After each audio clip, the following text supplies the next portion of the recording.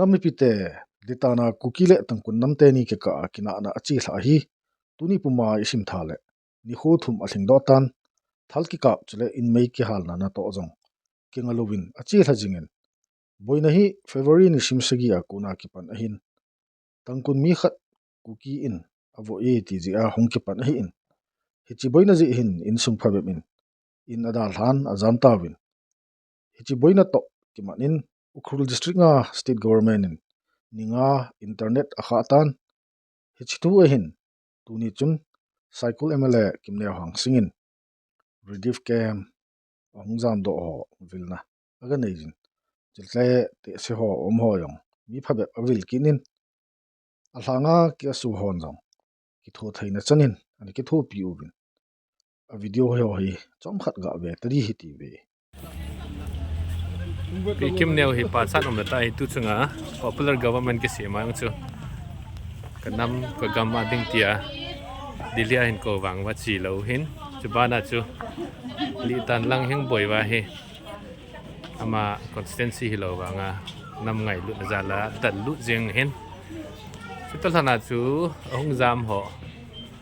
nu nau chapang ho mun mona tu tu hin kem li lang omin kem li lang am ho he ma hen ngai lu na nei ta a cha kem mun cha ga visit le he si hi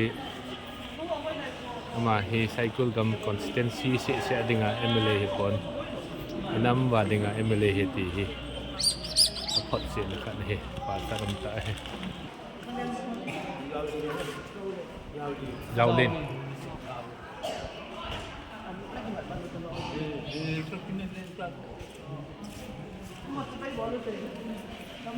Kita hangon go.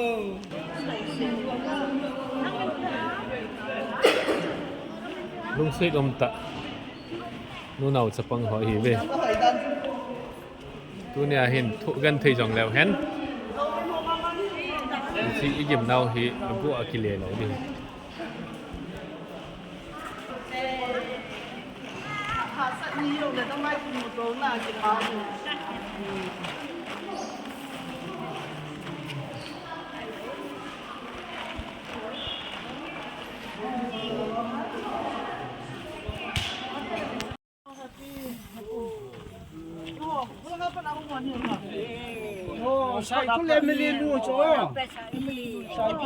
đi tan bơi nó ra không dám độ họ tệ sẽ họ MLA pi kim neo cycle consistency in mày luôn là vẹn xã na không Việt na he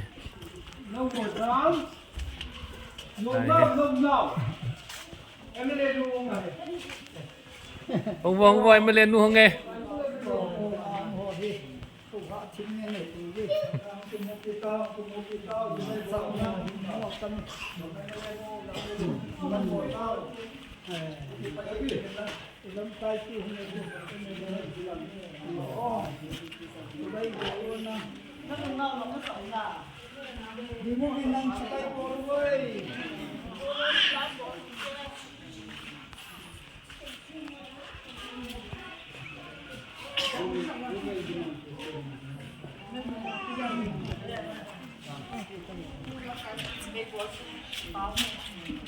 Em lên luôn thì hết đầu chúng nào. Nó mồm nào vào chứ nó tụm tụm mà tụm nó húng điện, anh mà nó húng điện phụ bồi anh à. Anh mà vào chứ nó sai nhiều gì, tháng sai thì chỉ sai chứ. Anh mà họ mò cô à phải lá cổ. Và nếu mà mình có họ vẫn là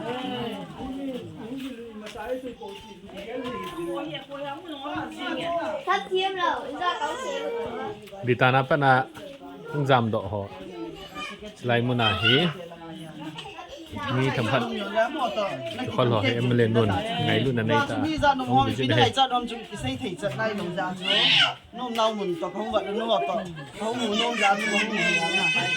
bởi nó hạ sẵn nó ngay chắc nó xỉu cho in kỳ họ tới đây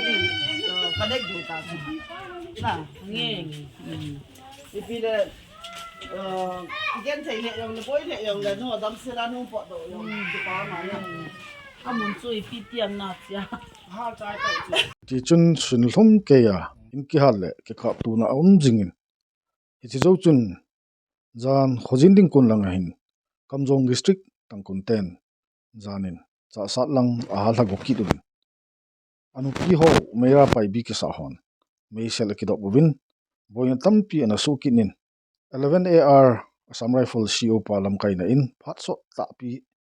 hi chinu pi ho chu ana ting ki duvin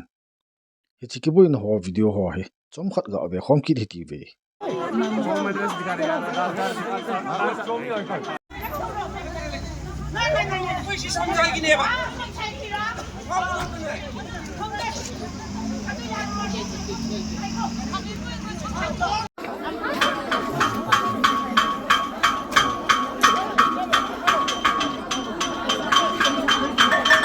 they said the Assam Rifle is bringing the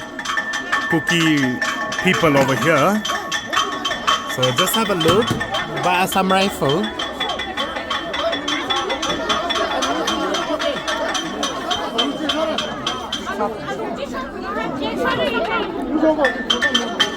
They are bringing Kuki insurgent in this Assam Rifle truck. So just everyone is over here.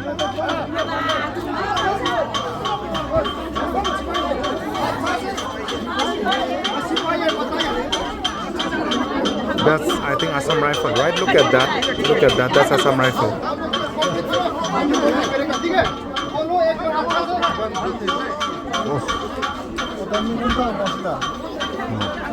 kuitang salo jilo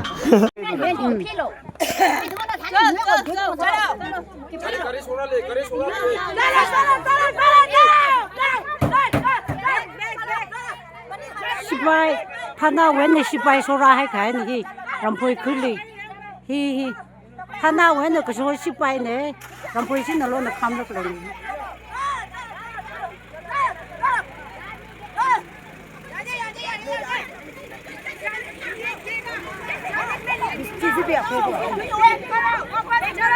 non da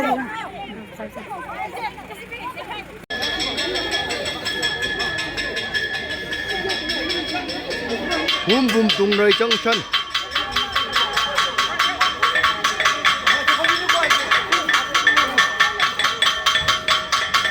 athum dan hi cha satan kun ho le sang satan kun ho ki phin ji hi amy news group Facebook chule WhatsApp dunga ajo onal se ya cha satlanga thingnoi ho sipai hon garia apu ve ti thulam leng aza ji wa hi boina hi asimu wa sang ta ajong sipai ho garia chek uchu an hekin in hi cha satin mun chu pung som meni wa langjep chun meisal ki choi ho jong kal to ta win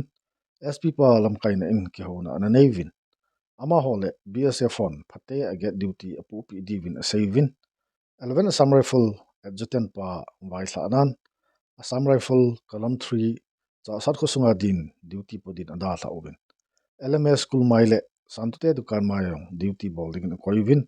kalam khat hi JB school langa diwin a savin namai chapang si chu sipai kema acholo sa oben pasal tha Jouse khasunga sa oben BSF police Assam Rifle pasal hon ho kanga u ahin tuzan tari adingin montina cha sat khosung hin gal kho nam pi Jouse nomin choldo tawin chole tawnan hin kop jingo tin EKCL keso kamjong district hon thusu hin bol kiduvin bol theipe na chu tawna ai kop jing dingu hi bol theipe na chu hi ti sumi lo pumin tuni adingin hi chan hi sautin